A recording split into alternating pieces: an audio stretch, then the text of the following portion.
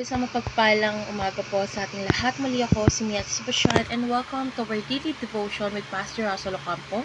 And today is March 22, 2026 and our topic is all about being a parent is a holy calling. So our concept is all about when parents fail to lead Eli and his sons. So Eli was a priest and spiritual leader in Israel, entrusted with guiding the people in worship and obedience to God.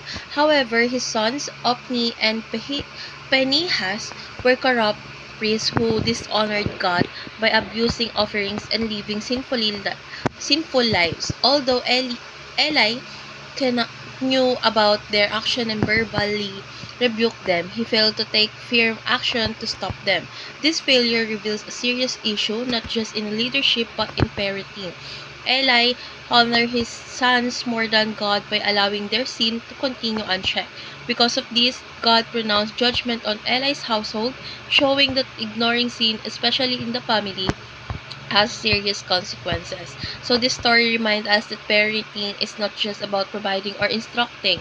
It is a sacred responsibility before God. True love does not ignore wrongdoing but corrects, disciplines, and leads children toward righteousness. So being a parent is a holy calling that requires courage, consistency, and obedience to God. So our Bible readings for today is all about 1 Samuel chapter 2, specifically verse 12, NI version. Eli's sons were scoundrels.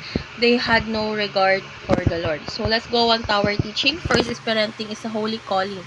So parenting is not merely a natural responsibility but a spiritual assignment from God. So children are entrusted to parents to guided, nurtured, and trained in the ways of the Lord. This means parenting should be done with reverence, intentionality, and accountability before God. Second is parenting is a daily act of service to God. So every decision, correction, and instruction given to a child reflects a parent's obedience to God. So parenting is not occasional but continuous, requiring daily commitment and involvement. So through faithful parenting, parents serve God by shaping the next generation.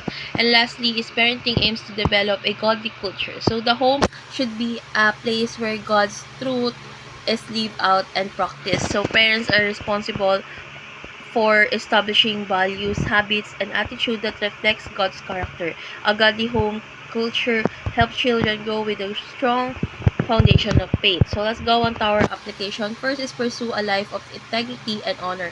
So parents must model the kind of life they want their child to follow. So integrity builds credibility and children learn more from what they see than what they hear. Living a life that honors God sets a powerful example for the family.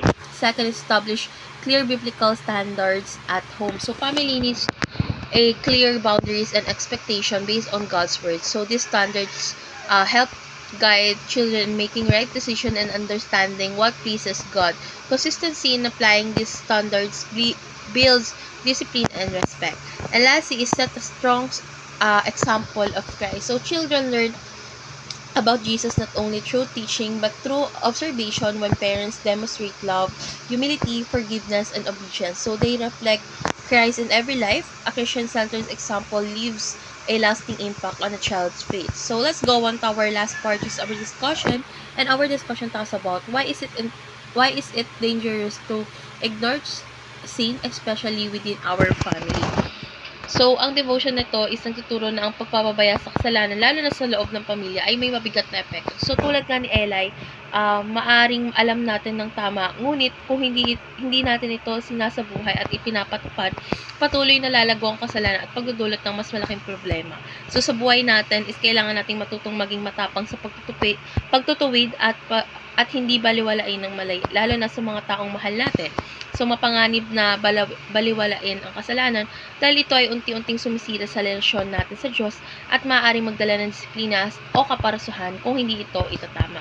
So, let's pray. Heavenly Father, thank you for entrusting families to our care and for reminding us that parenting is a holy calling. Help us to lead with wisdom, courage, and love, and to never ignore sin but guide others toward righteousness. So teach us to build homes that honor you and reflect your truth. May our lives and family brings glory to your name. In Jesus' name we pray. Amen.